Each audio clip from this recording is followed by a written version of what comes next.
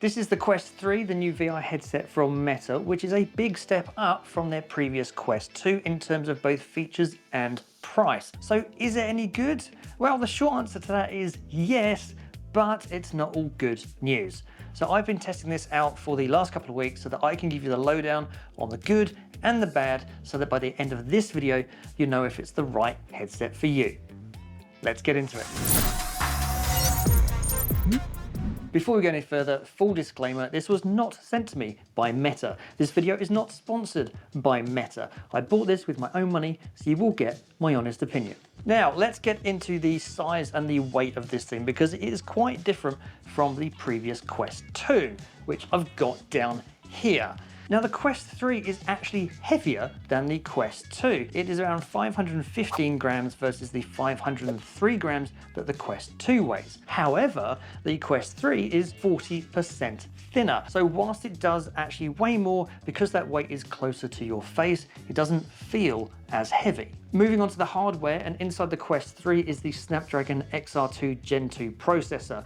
Now, this will give you twice the processing power of the previous Quest 2. Add on to that the fact that this has 8 gig of RAM rather than the 6 gig on the Quest 2, and you now have a processor in here that is twice as fast with more memory, so games should be able to run faster with more detail and more textures to them. Now, we have already seen some demos of some games like The Walking Dead and Red Matter 2 that have shown what the extra processing power in this headset can do. So a lot of existing games are going to get spec and texture and resolution upgrades, so they are going to look a lot better. So you're essentially getting upgrades for free if you already own those games. And to get that amount of detail on a standalone VR headset is pretty impressive. Asgard's Wrath 2, for instance, which will be coming out for this headset in around December, well, the original Asgard's Wrath was a PC VR only game.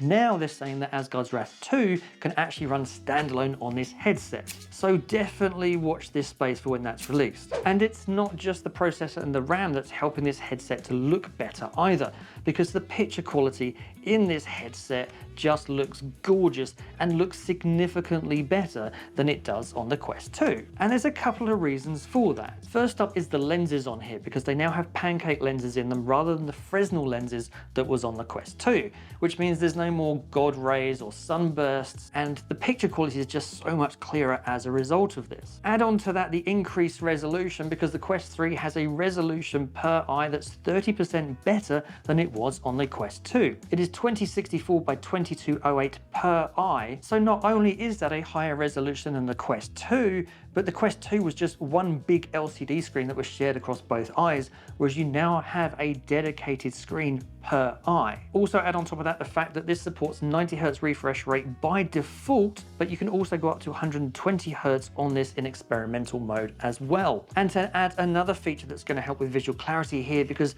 we finally have the return of variable IPD. Now, on the Quest 2, there's only 3 presets for IPD, which is your interpupillar distance, which is the distance between your two pupils. It was set to either 58, 63, or 68 on the Quest 2. However, on the Quest 3, you can completely vary it using the dial that's underneath, where you can set it to anything between 58 to 71 millimeters. So that means you can dial the IPD of this headset to exactly match your prescription. And if you don't know what your IPD is, then there are plenty of apps on Android or iPhone that will actually help measure your IPD for you. So all of that, the variable IPD, the better refresh rate, the better screen resolution, and the pancake lenses as well, all add up to a picture quality on the Quest 3 that is noticeably better than it was on the Quest 2. And you notice it from the second you put it on, because even the menus, when you turn the headset on, just look so much clearer. And it's not just the headset that's seen a big change either, because the controllers have too. The most noticeable difference here has to be the lack of any rings or halos. There are no rings on these controllers.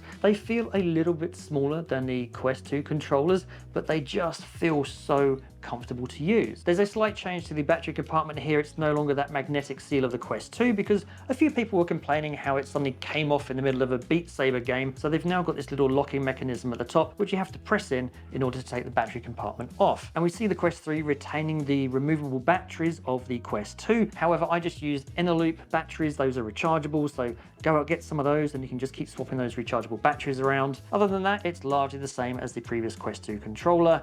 just without the rings. But they just sit so naturally in your hand and they work really well. Now, one of the biggest features of the Quest 3 has to be mixed reality, and it is something that is being massively pushed by Zuckerberg in the announcement and any press release that you can see. And with good reason, because it's a unique feature that the Quest 2 doesn't have. Because at the front of here, we now have these 3 cameras at the front, which all do slightly different things.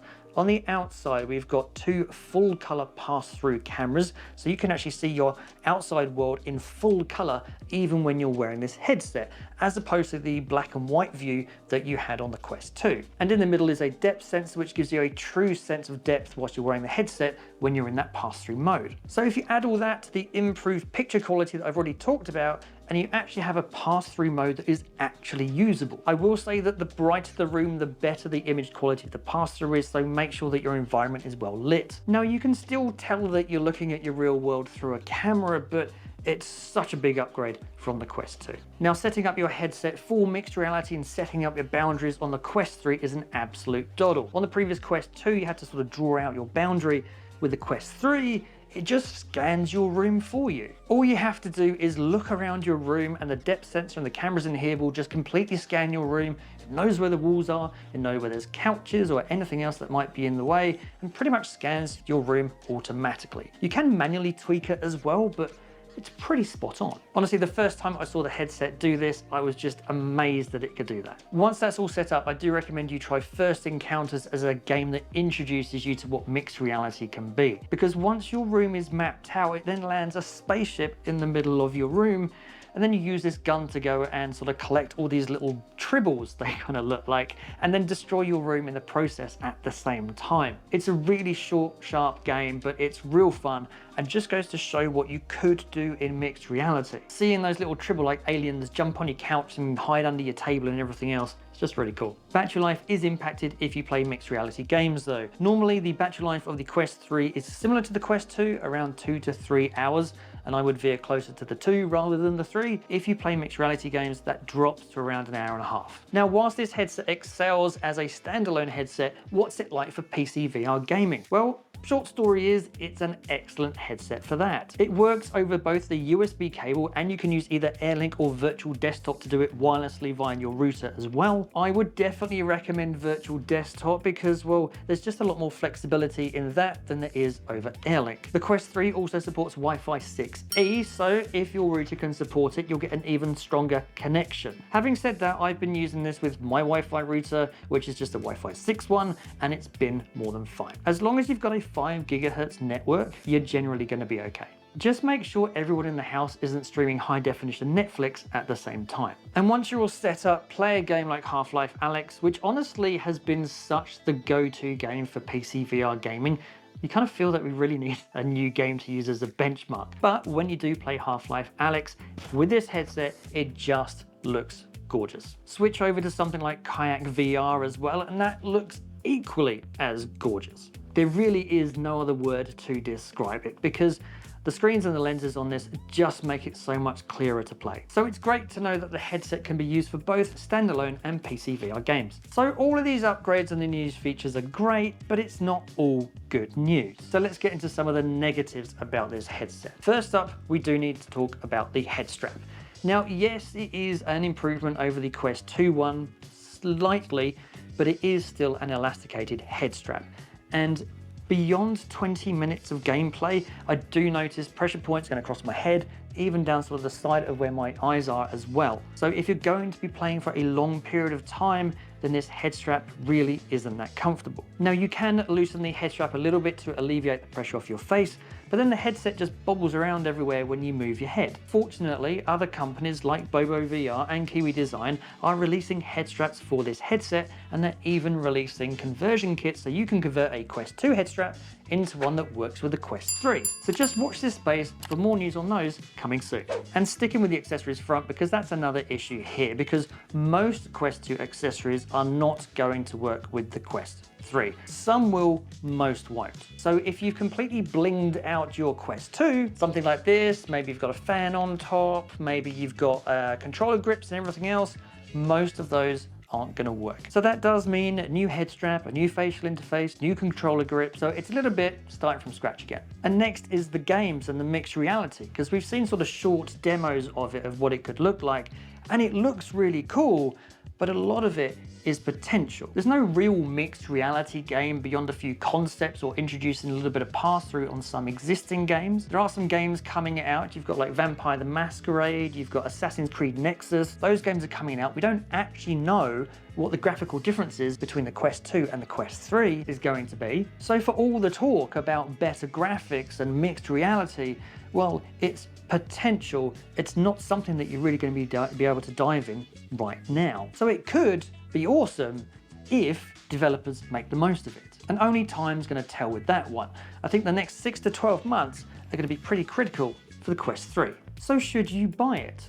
Well, I actually think it's a hard question to answer, because if you want to buy the latest VR headset with the ability to do mixed reality with better graphics, because it's got a faster processor and it's got more memory and the lens quality is better, then the Quest 3 is a little bit of a no-brainer. It comes in two models, 128GB and 512GB, costing $499 and $649 respectively. And with both of those models, you get a copy of Asgard's Wrath 2 for free, which is pretty cool because that is a game that's $60 in its own right.